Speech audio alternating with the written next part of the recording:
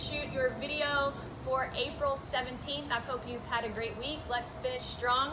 For the warm-up today, it's going to be 3 rounds of 10 jumping jacks, some single arm kettlebell front squats, some single arm kettlebell push press, and then you're going to end with some kettlebell swings. So for the movements themselves, 10 jumping jacks, just our standard jumping jacks, hands all the way up overhead and then back to the bottom for your starting position.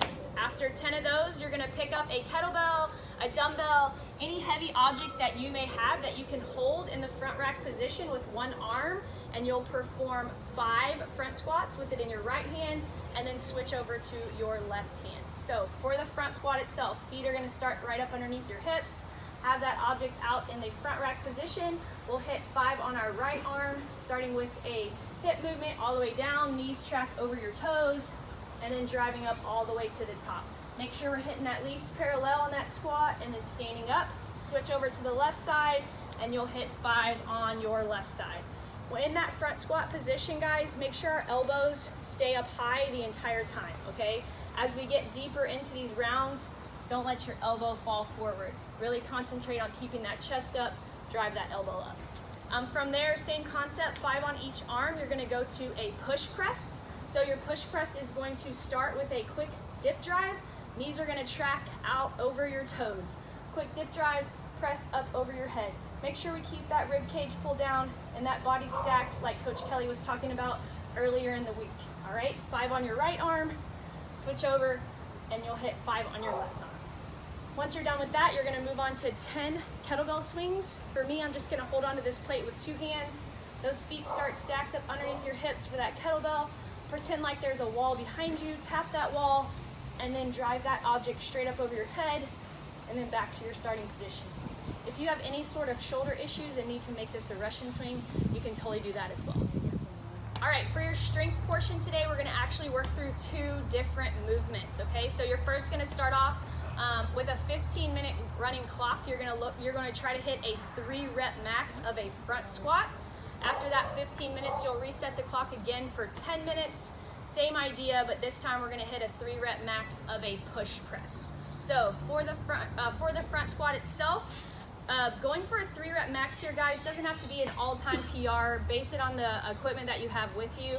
If you don't have anything on hand that you can go super heavy with, spend today just working on the movement and themselves, okay, and really dialing it in. So for the front squat, the bar is going to start in the front rack position. Really think about driving those elbows through, keeping them driving through the entire way through the movement.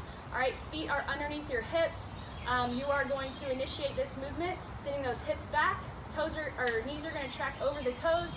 Hit that parallel or lower, drive through those heels all the way back up to the starting position for 3 total reps. Once you hit that 3rd rep, go ahead and rack the bar, and then you're gonna take about a 2 to 3 minute rest, just like we always do. Once that 15 minutes is up, go ahead and set your clock again for 10 minutes, and now we're gonna work on that push press. So for the push press, bar is gonna start in that same front rack position.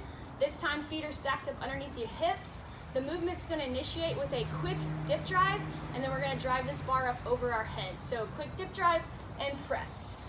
With a push press, there is no rebend. So keep in mind through all 3 movements, even as the weight gets heavier, there's no rebend at the top. Everything is fully locked out to finish the rep. All right, enjoy. All right, and for the workout itself today, it's going to be super quick. It's just a 5-minute AMRAP. Remember, AMRAP stands for as many rounds as possible. You're gonna go through 3 movements. You're gonna go through 50 air squats, 25 hand release push-ups, and 50 plate ground to overhead. Guys, keep in mind, this is a 5-minute workout. It is all out for 5 minutes. We definitely don't want you standing around at any point during this. We're gonna go all out for 5 minutes. So please choose your movement and your weight accordingly so that you're able to do that, okay? So for the movements themselves, 50 air squats, 50 large volume here, guys, and it's only 5 minutes, so we're gonna wanna go fast. Form is super important here. So keep that chest up the entire time. Keep those heels driven into the ground the entire time, all right? So for each air squat, we want you to hit at least that parallel and then stand all the way up at the top, okay? When we're trying to go fast, sometimes we tend to shorten those reps. This is not what we want them to look like. Make sure you're opening all the way up at the top. all right? From there, you're gonna move on to 25 hand release push-ups.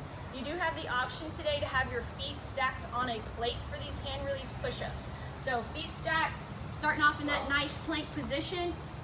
For the movement itself, keep those elbows tucked in the entire time. You're gonna bring that chest all the way down to the ground, release those hands, stay tight, and drive all the way back up to the top. All the way down and all the way up. If you need to make a modification and drop your knees down on the way down, hand release, and then push all the way back up, more than welcome to do that as well. The third movement and final movement is gonna be 50 plate ground overhead. Again, 50 reps, a lot of reps. Choose a weight that you can move quickly through. Not a whole lot of resting here today. For the movement itself, going to start off in a nice deadlift position. Keep that back nice and straight. That plate's going to touch the ground in front of you. Notice my shins are nice and vertical, chest is up. From here, we're gonna stand all the way up with that plate and then drive it out overhead. All the way back down and then back up. Again, at the top of this rep, be mindful. Keep that body stacked. Keep that bottom tucked in underneath you. Don't let it flare out away from you, okay? Keep everything nice and tight. Woo, this is gonna be a good one. Y'all have fun.